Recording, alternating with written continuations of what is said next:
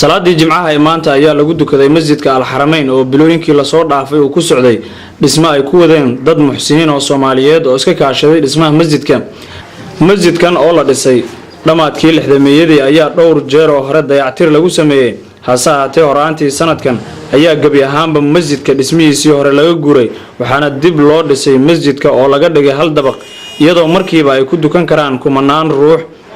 dhismaha masjidkan waxa uu istaagay dhalinyarada magaalada Jowhar waxaana ka qayb qaatay dad Soomaaliyeed oo muxsiniin oo fara badan kuwaas oo hantidooda iyo xooggoodaba ku sadaqaysay sidii loo dhisi lahaa masjidkan oo heerar kala gedisan soo maray Xaaji Axmed Xasan Cali Suubiye oo kamid ahaa guddigii dhismaha masjidkan waday iyo Xaaji Abuukar Muudi Cali oo kamid ahaa guddigii ugu horeeyay ee masjidkan ayaa u mahadceliyay dhammaan dadkii ka qayb qaatay dhismaha masjidka Al-Haramayn oo ku yaala bartamaha magaalada Jowhar gaar ahaan suuqa weyn ee magaalada macnaha dadku waxaan moodaa in qeyrkii loo dhaga nugul yahay oo loo bislaado dadkii xataa aan xoolo heli karin xoogooday keeneen qofku kiisha miitaa hadduu keeno sidaas loogu gelinayo isagoo u jeeda marka wixii qeyr haddii aan isu kaashanno waxbaan qabsan karnaa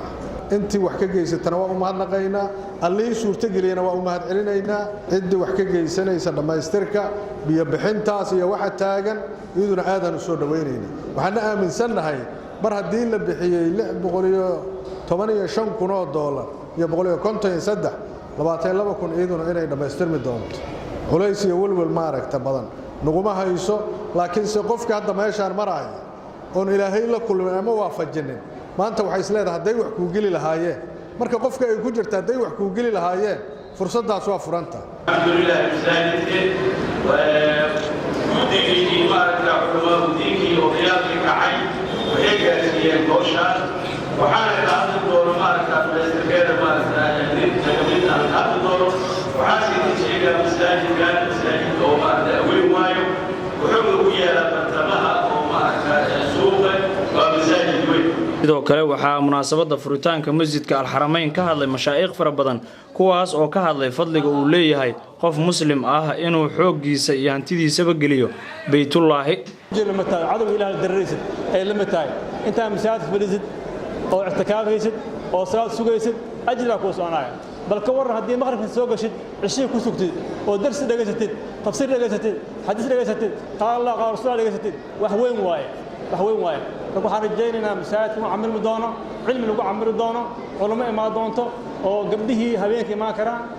أصور هذه هاي إلهي وجهيسا إخلاص إيكتها سيدة إيه شاقين علماء مركي إيقه رئيسي الله سبحانه وتعالى وحو بدلا جنة الحديدة قرر مركي إنه قرر إساه محسنين تصحيح كذا ويبوتين مساجد إلهي على قرب قلي مساجد كان والله نسي قدي كلي إنه مسؤول كي هاي معهن حافظة نود الدو أو كل حيال كلي إنه مسؤول كي هاي معهن أي مسؤول كتها هاي معهن الشيخ يقار أو إنه يا خطيب كي كلي إمام كي إنه قفك كلو فراحة إنه مسؤول كي هاي معهن لما أنت المسؤولية المساجد كوانا صارنت إلهي سبحانه وتعالى يا مهضله نعمة سورة جلية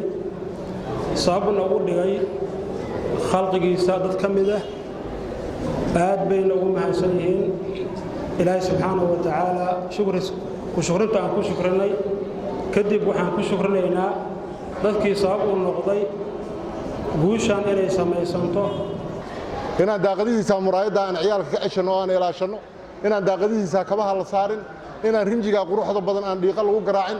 هالسماين هنا أنت كتم هذا مقالة كبت هذا دعسك أو طبعاً كن كبحسي هنا يريد اللي في ديقة أنا كون قراع هذا السماين بارك الله بعال الله سمايدو أنا بارك الله فيكم كوا حلقة ديقة بعان يردها ديقة أنا واسكو تربيين هنا واسكو دالينا وحن إذا كلا دردار مايا مساجد كائنا النظافة دي سكو دالينو أعماشي سكلا قصعتنا أن كسر قيب قلنا وحي دعواها علماء ما تودن هذا ليس علماء أنت إنه شاكتنا إن قلبك كقاعدنا بارك الله فيك. guud ahaan mashaayikda ayaa isku raacay in ummadda Soomaaliyeed haddii ay xoogooda iyo dhaqaalahooda ku tashadaan ay hirgelin karaan mashaariic fara badan masjidka ayaa sidoo kale waxa uu leeyahay qayb loogu talagalay in dadka lagu baro diinta islaamka iyadoo masjidkana uu yahay mid dad badan ay kitaabada ka akhrisan jireen